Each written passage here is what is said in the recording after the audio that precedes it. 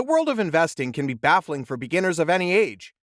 An understanding of a few simple terms and concepts can make it possible for anyone to become an investor. What is investing? The word invest can have broad connotations, as dictionary definitions make clear. You might be invested in your child's lives. Perhaps you recently invested in a new car, new business, home renovation, or you consider your education an investment in the future. But from the point of view of investing, this is different from saving, which is simply putting money aside. The difference is often that investing carries a calculated amount of risk, though, of course, there have historically been cases where cash is also high risk, such as in hyperinflationary societies like Germany during the Weimar Republic. What can be considered an investment?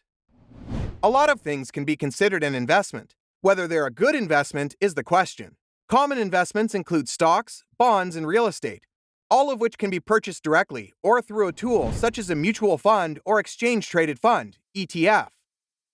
Cryptocurrency is another kind of investment that has gained popularity of late. Some people who are self-employed have a lot of assets in their business, which is also a type of investment. And then there are the oddball, so-called investments that are lucrative for some until the whole structure crumbles. Think Beanie Babies in the 1990s. Why should you invest? It's a good idea to save money for the future. You will probably need that extra cash down the line to cover costs owing to low cash flow from losing your job, or toward a big purchase like a home, or for your kids' education and retirement. The fewer savings you have available, the more likely you're going to have to go into debt when sudden expenses arise. And while having some easily accessible cash on hand is smart, you don't want all your savings to be $100 bills under the mattress, figuratively or literally. Standard bank accounts pay paltry, if any, interest these days, and even the best high-interest savings accounts offer rates that are significantly below inflation. That's fine for an emergency fund that you might need to dip into sooner rather than later. But for longer-term savings, inflation means that any cash you have put aside is going to lose a lot of value.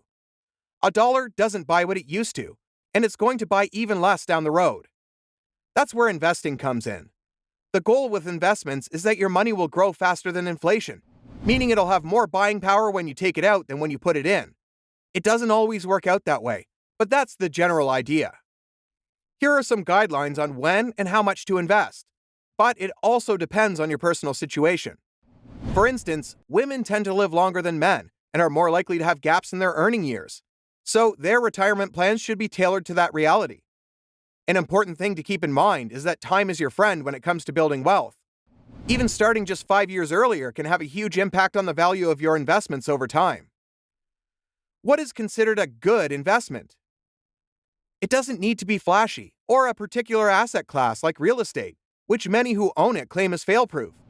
Instead, a good investment is one that you can be confident will work out for your needs.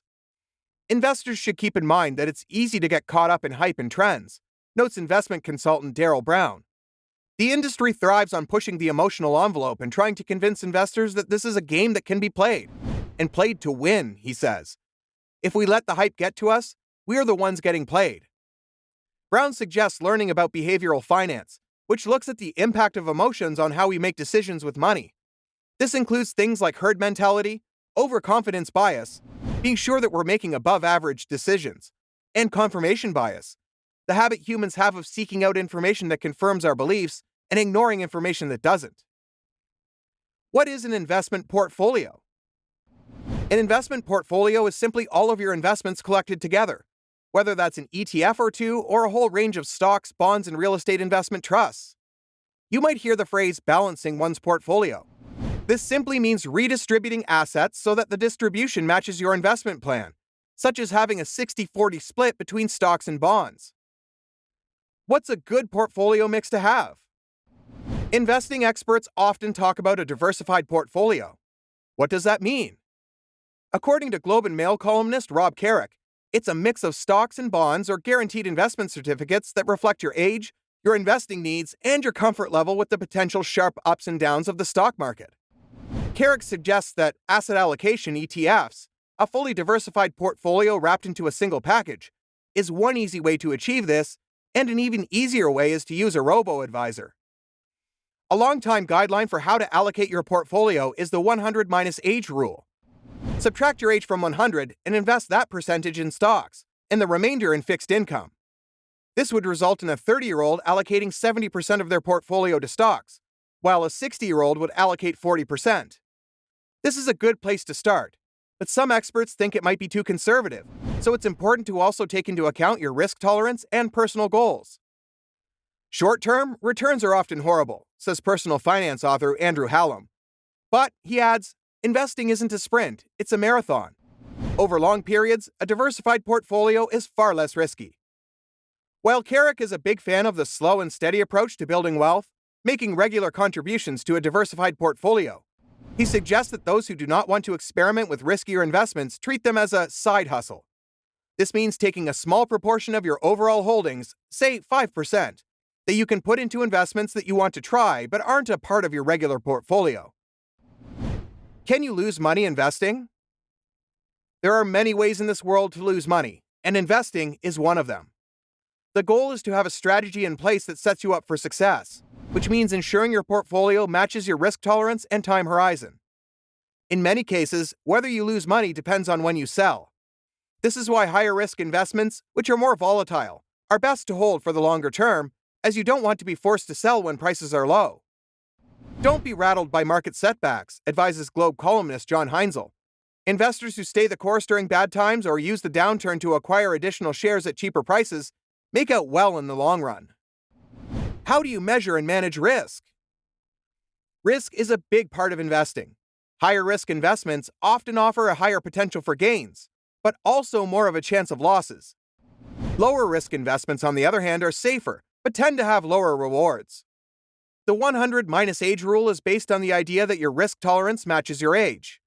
Younger investors, the theory goes, will have their money in the market for longer, and therefore more time to ride out any market fluctuations and sell when they're up.